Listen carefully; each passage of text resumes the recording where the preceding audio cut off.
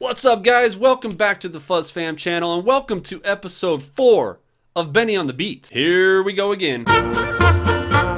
I absolutely love that introduction. Yes, FuzzFam, it's the best introduction in all the world. Shut up, baby, I know it. It is great to be back. So happy to be doing these again. We're having so much fun making these. Of course, this is the 4th one, so we're still very new at this, but the feedback from you guys, which I can't thank you enough, has been awesome. It's been encouraging, and it seems like this is something that we're gonna keep doing. Speaking of feedback, let's get right into a few of your questions and comments from last week, and then we will jump into the video, which we are going to start with an update on what's going on with my car. I know a lot of you guys are probably tuning in for that because I seem to have alluded to something in the last video. I don't know where you guys got that idea. Speaking of cars, a little bit of a teaser. This is huge. You guys are gonna appreciate this. Oh, what's that? Why are you in gym clothes, FuzzFam? Well, that's, in case you didn't hear, it's because I've been going back to the gym. I started working out again. Yeah, everybody at the gym was like, oh, hey, so good to see you again. So good to have you back. We've been trying to catch up to your musculy physique.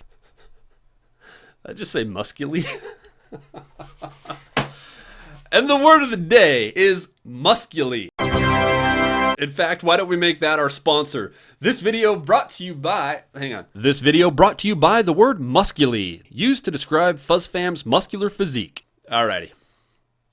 We just have so much fun here. From last week's video, a few comments from you guys. From DS Decane. I really love these virtual ride-along videos and, well, your videos in general. You can see why I like his comments. I await the new patrol car story. Yeah, see, that's what I'm talking about.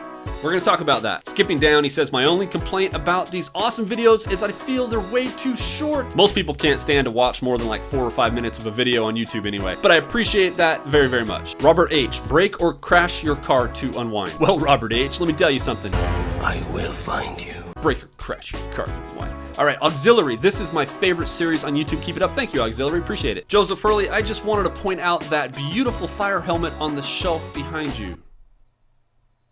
What fire helmet? I don't know what you're talking about. Daniel O'Brien, when's the last time you had to scream orders for... I forgot what IE means. Ugh, an idiot. I almost have my college degree and I don't remember what IE stands for. Someone in the comments will let me know. You guys are great to do that. I appreciate it. I like to say, for example, get on the ground, hands in the air, stop resisting, etc. I'm just kidding. I know that means etc. Come on, guys. How stupid do you think I am? Ooh, optical original. Like if you think that FuzzFam should have more than 100,000 whatever that number is, subscribers. What? Only one person liked this, probably him. Aw, man, I didn't even like it. Ooh, I like this one, Seth Anderson. If you were to take anybody in the world on a ride-along, who would you pick? Oh, that one's easy. My wife. Lie. Hey, it ain't no lie. I love having my wife on a ride-along. We get to spend quality time. She gets to remind me of everything on the list I need to do at home. I love it. She's gonna beat the crap out of me. Besides my wife, if I had to have a number 2, because I've been involved with YouTube this last year, I've started to get to know some YouTubers. So I've turned into a little bit of a fanboy with different YouTube channels, and I've always wanted to be able to interact with some of these guys that are basically internet celebrities. One of the first ones that comes to mind is probably Casey Neistat. Absolutely love the guy, love his creativity, and he is a little bit of a hipster. He is a little bit of a punk, little bit of a doesn't like authority, and you can tell that comes from his background and some of the things he's experienced in his life. He's been very complimentary about the police before. He's also been critical of them. I like that middle ground, and I'm a fan of the guy in general. I think it would be a blast to have him along for a ride along. So Casey, I know you watch our videos. You ever make it out to Utah, you know, just hit me in those DMs and we'll make it happen. All right, last comment or question today, OC Outdoors. I think it would be cool if you sat in your patrol car while filming these. Does anybody else think that would be cool? R2? All right, tell you what, why not? Let's do it. Oh, there we go. Back in my first studio ever, my police car. It's already getting a little warm in here, even in the middle of winter. Let's start it up. Hey, actually surprised it even started. All right, let's jump right into this. So I told you guys we would have an update on the car situation. I definitely alluded to it in the last video. You guys all thought it meant I was getting a new car. I'm here to tell you right now, I didn't intend for you to get that, and no, I'm not getting a new car yet. So no, that wasn't it. This is what happened. I actually took some footage from my cell phone when I was down. Look, I'll just play it. Here it is. You guys are absolutely not gonna believe this. I'm in my car at work. I just got a headlight fixed. that car in the rearview mirror, that is one of the very brand new Impalas. You guys remember the video a few weeks ago? I told you guys they offered me one of these brand new cars. That is one of the brand new cars. And yes, it is in the shops with electrical problems.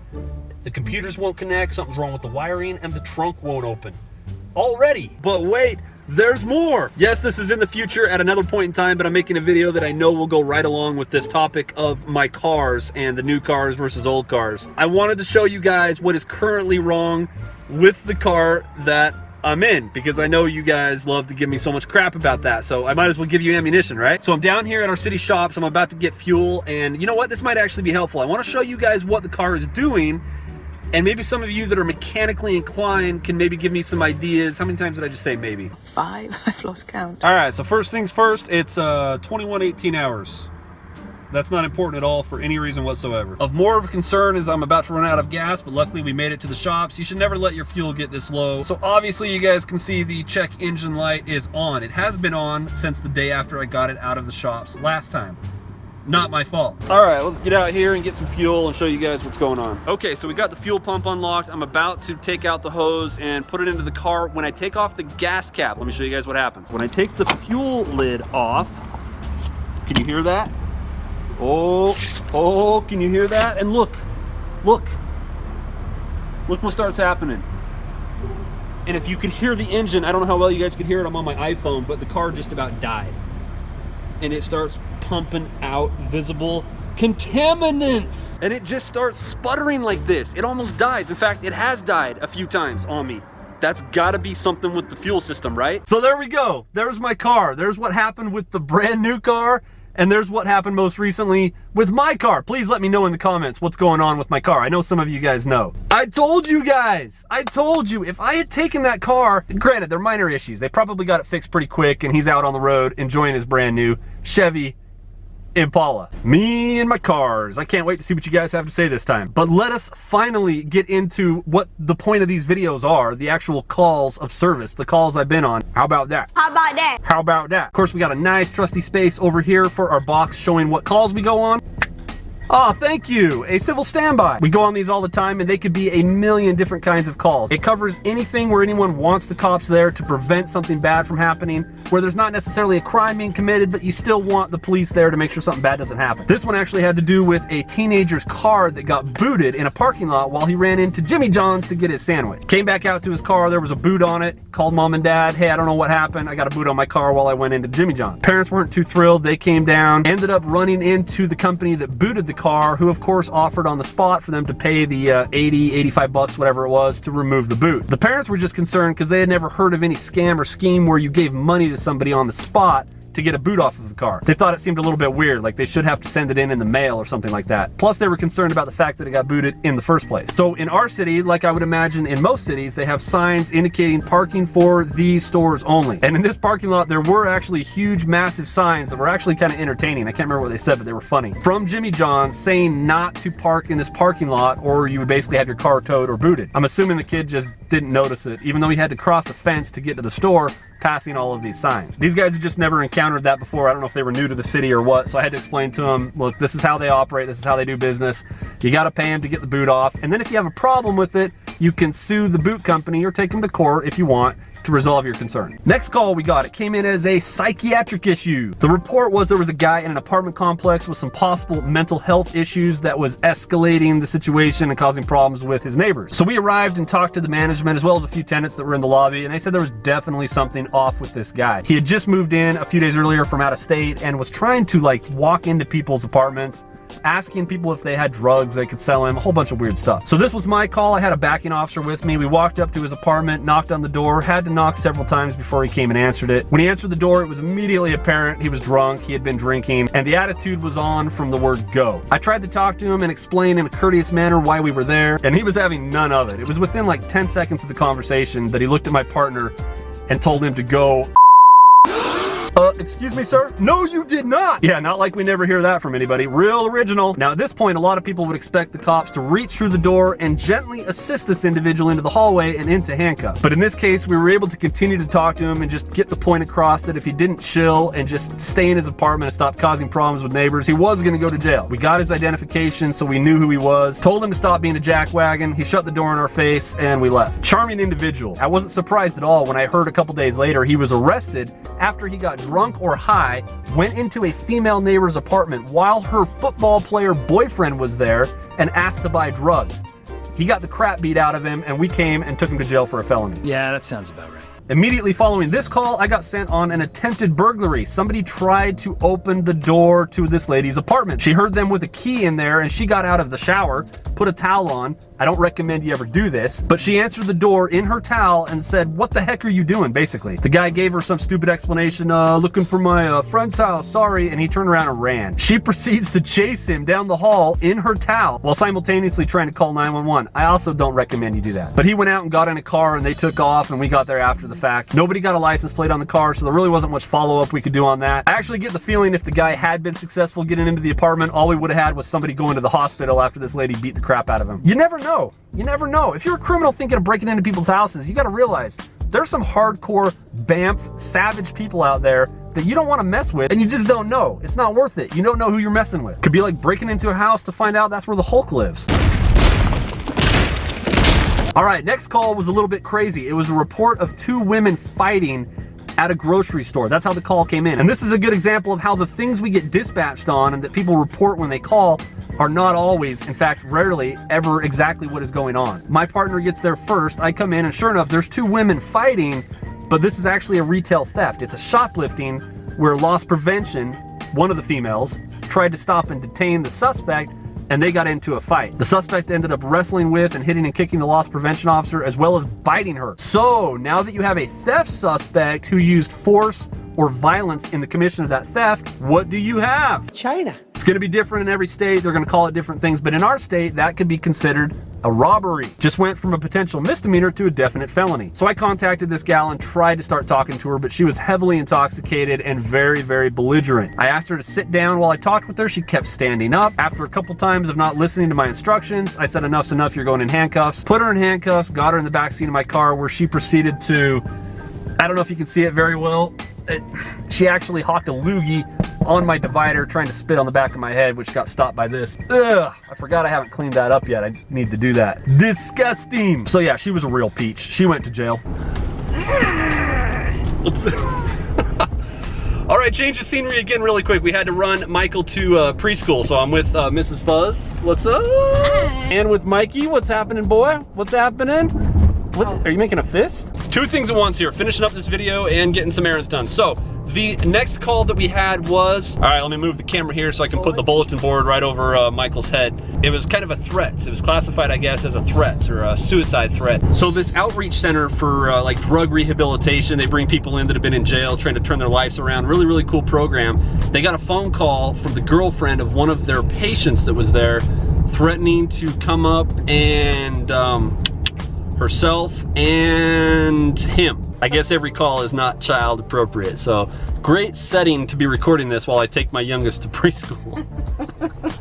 We'll make it work, we'll make it work. So she was upset about something, called up and threatened the staff and said she was gonna come up and do that on the lawn of the center and take him out at the same time. So they were obviously concerned for their safety as well as the safety of their guests. So they called us up there. Problem was, we didn't have a lot to go on. We didn't know where she was. She was a transient. We didn't know when she'd be coming up. She just threatened that she was on her way. Generally, if we know that someone's life is in danger, either theirs or somebody else's, we can use a cell phone ping to find their location and help them or help prevent somebody from being hurt or killed. A lot of different opinions out there and different laws and guidelines on that. So my partner called the on-duty supervisor, ran it by him, and he said, no, don't do a ping. Just document it and have them call 911, obviously, if she shows up there. So that's what we did, and luckily she never showed up, at least on that shift that I was aware of. And the last one we're gonna have time to talk about today was kind of a suspicious circumstance. I call up this lady who said that she found a large pool of blood on her doorstep, like right outside. What, you stuck? Just people who don't know how to use a turnabout. It's not a four-way stop, people. You can see This is why I don't drive, and it's fun to drive with Mrs. Fuzz. Just don't mess with this woman. You gotta get out of her way. So anyway, she goes out on her doorstep, like her patio outside her master bedroom, and she's got like a pool of blood there and a bloody footprint. What is this guy doing? He almost rear-ended that person. What is with the idiots out here? I'm not saying you, I'm saying all these people. Learn how to drive, people. Anyway, obviously a concerning thing to find outside your door. So as I called her and talked to her and got some more details, turns out like several nights before, like 3 nights ago, she had heard somebody standing outside her window, her door. And I was wondering how she heard someone standing there. She said actually they started vomiting. They started throwing up. So she heard all this, and obviously she was concerned, but for whatever reason, she didn't call us. I don't understand people's hesitancy sometimes to just pick up the phone and call 911. There's something about dialing 911, because she even asked me. She says, if he comes back or that happens again, is there a good business number I can call? I'm like, no, 911. That's what it's there for. Get us there as quickly as possible so we can find the person and talk to them and find out what they're doing there. Oh, good night, woman. Jeez, crying out loud. You're the worst. All right, guys, with that being said, that is the video for this week. We appreciate you guys being here. Thank you so much for being subscribed to the channel, which by implication means if you're not, you need to do it. Like right now, just do it, hit the button. Do it. Appreciate you liking the videos. That tells YouTube to send it out to other people. And of course, thank you for leaving your comments. We love the interaction with you guys. Please continue to let us know what your questions are, suggestions you have, recommendations, requests, like today. We came out and did this out and about and in my car because of a request from you guys. Hope everybody has a fantastic week, and as always, we can't wait to see you guys until the next video. See ya. Let's level up. Pedal to the metal when I play the cut. Doing double time like double dutch. Stay a dime a dozen, so I double up. These late nights finna pay off. Gonna take flight, no days off. My blood pumping, my blade sharp. Young Savon, trying to save all. I kid you not, I got back in my car after finishing that last video clip and it died. Right now, you hear the engine running? Oh wait, no, because there's no engine running. It died.